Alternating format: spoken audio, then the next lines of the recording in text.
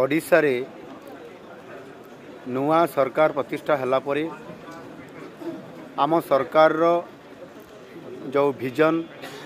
आम सरकार रो जो मिशन नहीं आमे गत 7 मास हला ओडिशा को समृद्ध करिवा पई ओडिशा रे इन्वेस्टमेंट किबड़ी भाव में बढ़िबो देश भितरु एवं देश बाहरु इन्वेस्टमेंट केमती आसीबो ताकू नेइकरी निरंतर भाव में आम सरकार काम करी चली छंती। विशेष करिकी शिल्प क्षेत्र रे आईटी क्षेत्र रे एवं ता सहित मध्य केमिकल्स पेट्रोकेमिकल्स रिन्यूएबल एनर्जी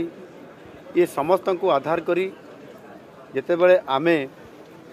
आम नुआ सरकार रो मिशन को लेकर आमे आम सरकार रो कार्यक्रम आरंभ करलु एवं विशेष करिकी उत्कर्ष ओडिशा को आगो को नेबा पाई Utkarsh Odisha make in Odisha conclave 2025 रो जेते बेले ये कार्यक्रम को आमे त्वरान्वित कलु। आमे प्रथम रे भारत वर्षर अनेक उद्योगी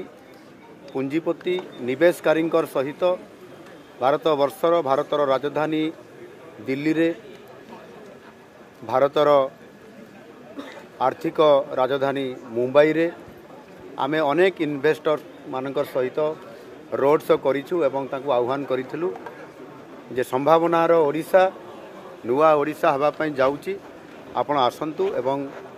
ओडिशा रे इन्वेस्टमेंट करंतु। एठी हमर समस्त प्रकार भित्तिभूमि सहित एठी नेचुरल मिनरल्स एवं ताहा सहित आवश्यक समस्त प्रकार व्यवस्था आमे देबु एवं से कथा को आधार करी परवर्ती पर्यायर आमे विदेश को मध्य जाइथिलु। सिंगापुर रे आमे सेठी पेट्रोकेमिकल्स सेमीकंडक्टर एवं आईटी सेक्टर रो किबड़ी भाव रे ताकर सहित संपर्क प्रतिष्ठा करी ओडिशा रे अधिक पुंजी केमिति आसीबो इन्वेस्टमेंट केमिति हेबो ताकर सहित आलोचना हेतिला एवं ए जो 2024 मसीहार नवेम्बर मासरे मो नेतृत्व रे गोटे टीम जाइथिला ओडिशा बिजनेस मीट सिंगापुर 2026 सम्मेलनी ये परिप्रेक्षी रे एई उपलक्षे आमे जेते बेले सेठी सरकारंकर तांकर उप प्रधानमंत्री एवं विभिन्न विभाग मंत्री मानकर सहित आलोचना हेतिला सेठी भी उद्योगपति मानकर सहित आलोचना हेतिला एवं राष्ट्रपति को आसीबा पाई मध्य सिंगापुर रो आमे तांकू निमंत्रण करिथिलु एवं आमे जो 5 दिन रहिलु ता भितरे अनेक इंडस्ट्री पोर्ट एवं आमर विभिन्न प्रकार आईटी सेंटर आईटीईएस ये समस्त को देखिलु तांकर सहित आलोचना कला परे आमे निमंत्रण भी करिथिलु एवं वर्ल्ड रो सबुठारु लाटेस्ट माने तांको टेक्नोलोजी रे एवं समानकर मैनेजमेंट रे समान किबड़ी भाव रे अधिक पारदर्शिता लाभ करिसंती एवं तांकर सहित आमर कोलाबोरेशन हेले ओडिसा रो मध्य प्रभुत्व डेवलपमेंट हो पारिबो ये विभिन्न सेक्टर रे और सेति पई आम निमंत्रण जो आमे करितलु से निमंत्रण को आज रक्षा करिकरी आम रिपब्लिक ऑफ सिंगापुर रो आमर राष्ट्रपति महोदय आज 2 दिनिया आज एवं आसंता काली पर्यंत एठी आसीछंती से भारत को आसीछंती एवं स्वतंत्र भाव रे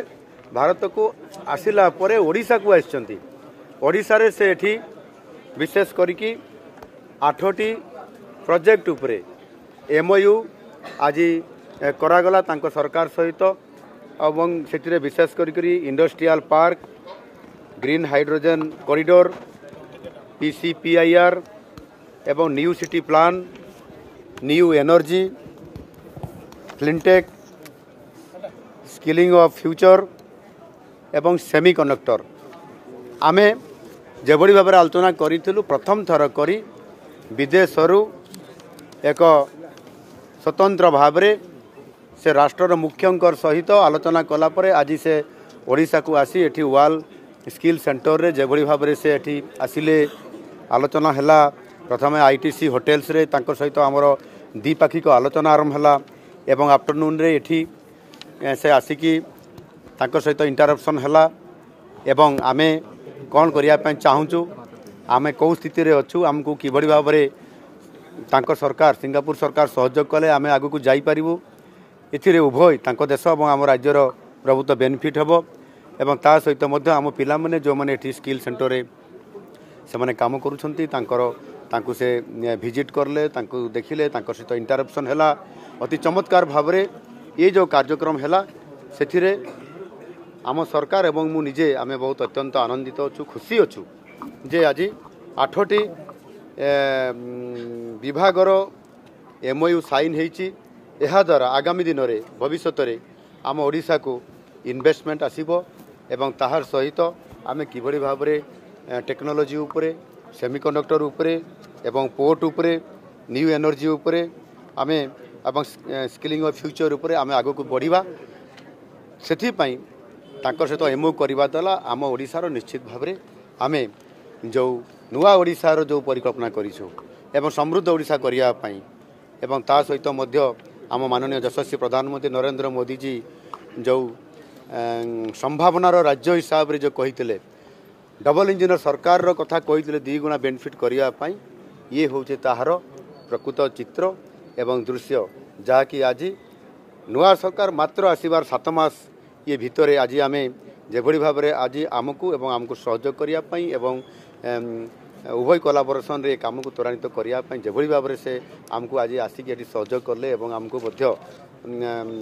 आम कार्यक्रम रे खुशी व्यक्त करले सहयोग करने संपूर्ण भाव में हाथ बढ़ेले 8टी विभाग MOU होती आहरी अनेक विभाग आगामी दिन में MOU हम आपाई 2 दिनिया गस्त काल भितर से ओडिशा को आहरी जानापी से आसंता काली विशेष करी आमर जो रही रघुराजपुर रे जो आमर जो पट्टचित्र अच्छी एवं आमर